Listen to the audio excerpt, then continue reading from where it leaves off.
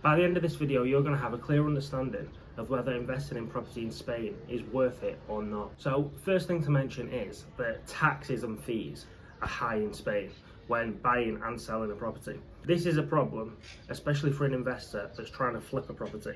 So to flip a property, you buy it, usually you do a little refurb or a big refurb, whatever, and then you sell it on for a profit. That's instead of buying the property, adding some value and holding it over the long term. So I'm going to use an example and give you an idea of what you pay when you buy a property and you sell a property, just to kind of give you an understanding of how hard it will be to make money on flipping a property in Spain.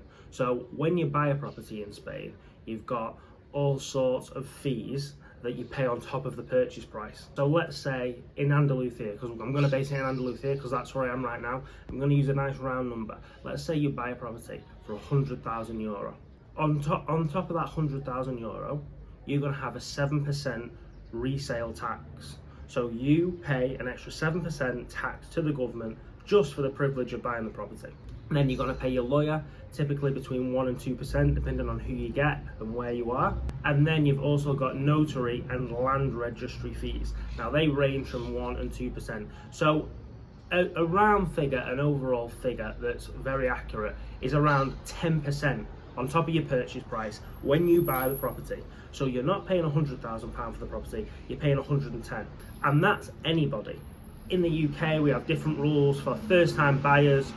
The fees are basically nothing, whereas if you've got second homes or third homes in the UK, you might pay a few percent extra, but here you pay an extra 10% no matter who you are. Now here's the real kicker, it doesn't stop there.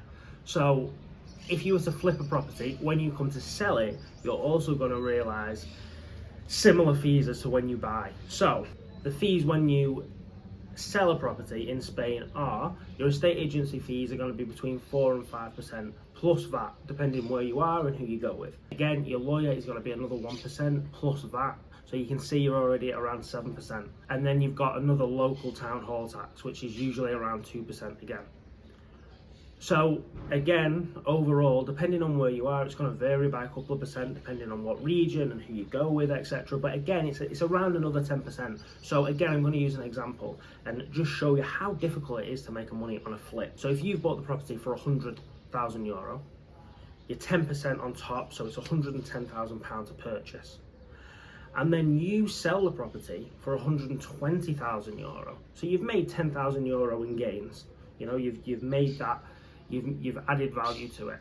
So you sell it for 120, and then you've got your 10% fees at the end, and you're going to end up with €108,000.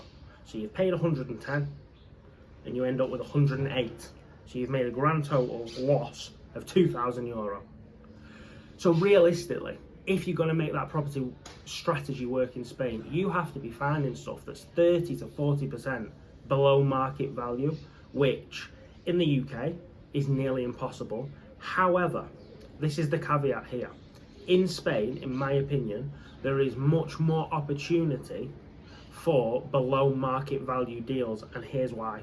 Let me use an example of an expat town in Spain that I know quite well, and that's Morara near Alicante. 80 or 90% of property here is owned by foreign, say, investors and people that go and stay, use it for a holiday home, etc. So your English, Germans, French, Dutch mainly. Now I know this because Millie's dad, he owns a property there, and next to that property there is another villa. It's owned by an English guy.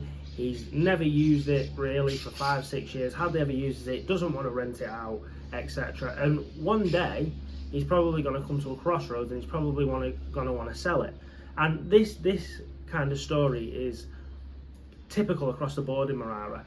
When Millie's dad bought the property, he bought it off an English couple that had let it kind of go to waste, go to rot. They hadn't been for a long time, they had no intention of going anymore, and they just wanted to get rid of the property. It was a hassle to them. And this kind of thing happens a lot when foreign buyers buy and they live abroad. The situation for them, the seller, it's very different to being back home. It's less stressful back home because you know the agent, you can keep looking at the property, you can make sure everything's okay, you've got friends and family to help you. The overall situation is just a lot less stressful than being at home and having an agent just take care of everything and not having any control over the matter.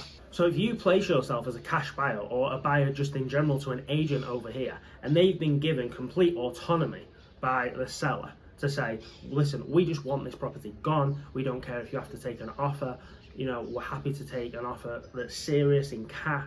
If you can place yourself as that buyer between the agent, then the agents over here have so much more control and authority to actually give you the deal. If you went to an agent back home in the UK and said, do you have anything coming on the market that I can kind of buy before it goes on the market, they'd say, no, we can't do that, and the seller wants to go to market. Whereas here, this kind of thing happens all the time. So yes, while the fees and the taxes are higher, over here, I think there is much more of an opportunity to get below market value deals, and that's driven by foreign sellers that are away and they just want to get rid of the property as quickly as possible. They'll also have the money, so they're not really that interested in whether they get top price for the property. A lot of the time, to get rid of it is easier for them, and it's worth losing some of the money. Now, we're actually going to talk about investing now.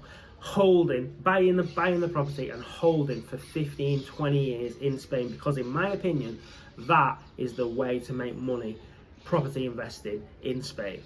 I think it's the most efficient way for two reasons, and here they are. So the predicted growth. The predicted growth in Spain is one of the highest in Europe over the next 10 years. In 2026, prices are estimated to go up 9%, which is much higher than the EU average. Foreign nationals are simply coming here, buying up property, and that is raising property prices so much. You've seen in the newspaper that locals are protesting against property prices and rental prices, and while I feel sorry for the locals, I'm sorry, but it's not going to stop foreign buyers from Netherlands, from the UK, coming and buying up property here. And the reason for this is simple. Spain offers a great standard of life, and it's very affordable from people from the Netherlands, England, places in Europe with high cost of living. The second reason why holding is so powerful in this country is because of rental demand.